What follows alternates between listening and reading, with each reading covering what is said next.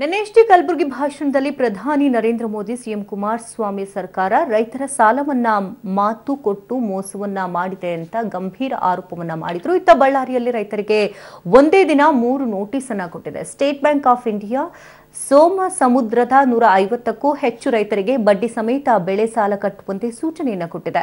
ಒಂದು ಕಡೆ ರೈತರಿಗೆ ಬ್ಯಾಂಕ್ಗಳು ಸಾಲ ಬಾಕಿ ಪಾವತಿ ನೋಟಿಸ್ ನೀಡಬಾರದು ಅಂತ ಹೇಳ್ತಿದ್ರೆ, ಇತ್ತ ಬ್ಯಾಂಕ್ಗಳು ಮಾತ್ರ ನೋಟಿಸ್ ಕೊಡ್ತಾನೆ ಇದ್ದು ಅನ್ನದಾತರಿಗೆ ಏನ್ ಮಾಡುವುದು ಅನ್ನುವಂತಹ ಚಿಂತೆ ಕಾಡ್ತಿದೆ. ಇರೋದು 2 ಎಕರೆ ಸರ್, ಎಲ್ಲಿಟ್ಟಿವಿ ಅದ್ರಾಗ ನಷ್ಟ ಆಗೈತೆ. ಇದು ಬ್ಯಾಂಕ್ ಮನ್ನಾ ಕಟ್ಟಕ್ಕೆ ಹೋದ್ರೆ ತಗೊಂಬಲ್ಲ, ನಮಗೆ ಲೋನ್ ಕೊಡೋದ್ರೆ ನಾವು ಕೊಡಕ್ಕಲ್ಲ ಅಂದ್ರು. ನಾವು ಮತ್ತೆ ಅಲ್ಲಿಗೆ ನಿಲ್ಲಿಸಿವಿ, ಮತ್ತೆ ಬೇರೆ ಕಡೆಗೆ ಬಡ್ಡಿ ಸಾಲ ತಗೊಂಡು ಬೆಳೆಸ್ತೀವಿ ಸರ್. ಇದೇ ಬ್ಯಾಂಕಲ್ಲಿ ADB ಬ್ಯಾಂಕಲ್ಲಿ ಬಳ್ಳಾರಲ್ಲಿ 3 ಲಕ್ಷ ತಗೊಂಡಿದ್ವಿ. ಇದೇನು ಕುಮಾರಸ್ವಾಮಿ ಸಾಲ ಮನ್ನಾ ಆಗ್ತದೆ ನೀವು ಕಟ್ಬೇಡ್ರಿ ಅಂತೇಳಿ ಪಬ್ಲಿಕ್ ನ್ಯೂಸಲ್ಲಿ ಎಲ್ಲ ತೋರಿಸಿದಾರೆ. ಆದ್ರೂ ನಾವು ಅದನ್ನ ನೋಡಿ ಇದು ಮಾಡಿ ಕಟ್ಟೋಣ ಆಮೇಲೆ ಬಂದ್ಬೇಕಂತ ಹೇಳಿದ್ರೆ ಒಂದೇ ದಿನದಲ್ಲಿ 2 ನೋಟಿಸ್ ಕಳಿಸಿದಾರೆ. ಒಂದು ದಿನದಲ್ಲಿ 17ನೇ ತಾರೀಕಿನಲ್ಲಿ 2 ನೋಟಿಸ್ ಬರ್ತದೆ. ಈ ಇದರಂತೆ ಒಂದು 8 ಬಂದಿದ್ದಾವೆ ನೋಟಿಸ್ ಮನಿ ಪೋಸ್ಟ್ನಲ್ಲಿ. ನಮ್ಮೂರಲ್ಲಿ ಟೋಟಲ್ ಬ್ಯಾಂಕಲ್ಲಿ ಎಷ್ಟದೋ ಎಲ್ಲರನ್ನು ಕಳಿಸಿದಾರೆ ಅವರು. ಸಾಲ ಮನ್ನಾ ಮಾಡ್ತಂತ CM ಹೇಳಿದ್ರು.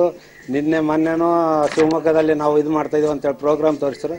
ನಾವು ಯಾವ ಥರ ಕಟ್ಟಬೇಕು 2 ನೋಟಿಸ್, ಅದಕ್ಕೆ ಮತ್ತೆ ನೀವು ಖರ್ಚು ಬರಾಯಿಸ್ಬೇಕು, ಕೋರ್ಟ್ ಖರ್ಚು ಏನಿರ್ತದೆ ಅದೆಲ್ಲ ನೀವು ಬರಾಯಿಸ್ಬೇಕು ಅಂತೇಳಿ ನೋಟಿಸಲ್ಲಿ ಕಳಿಸಿದ್ದಾರೆ. ಎಷ್ಟು ನೋಟಿಸ್ ಬರ್ತೋ ಅಷ್ಟು ಖರ್ಚು ನಿಮ್ಮ ಮೇಲೇನೆ ಇರುತ್ತೆ ಅಂತೇಳಿ ಕೆಳಗೆ ಹಾಕಿ ಕಳಿಸಿದ್ದಾರೆ. ಮಹದೇಶ್ವರದ ಬೆಟ್ಟದಲ್ಲಿ ಅದ್ಧೂರಿ ಶಿವರಾತ್ರಿ ರಥೋತ್ಸವ ನಡೆಯಿತು. 108 ಬೆಡಗಂಪಣ್ಣ ಹೆಣ್ಣು ಮಕ್ಕಳಿಂದ ಮಾದಪ್ಪನ ರಥಕ್ಕೆ ಆರತಿಯನ್ನ ಬೆಳಗಿದ್ರೆ ಉಘೆ ಉಘೆ ಅನ್ನುವಂತಹ ಮಾದಪ್ಪ ಭಕ್ತರು ರಥಕ್ಕೆ ಹಣ್ಣನ್ನು ಎಸೆದ್ರು. ಚಾಮರಾಜನಗರ ಜಿಲ್ಲೆಯ ಕೊಳ್ಳೇಗಾಲ ತಾಲೂಕಿನ ಮಲೆಮಹದೇಶ್ವರ ಬೆಟ್ಟದಲ್ಲಿ ನಡೆದಂತಹ ರಥೋತ್ಸವದಲ್ಲಿ ಸಾವಿರಾರು ಭಕ್ತರು ಪಾಲ್ಗೊಂಡಿದ್ರು. ಆ ದೃಶ್ಯಗಳನ್ನ ನೀವು ಕೂಡ ಕಣ್ತುಂಬಿಕೊಳ್ತಿದ್ದೀರಿ.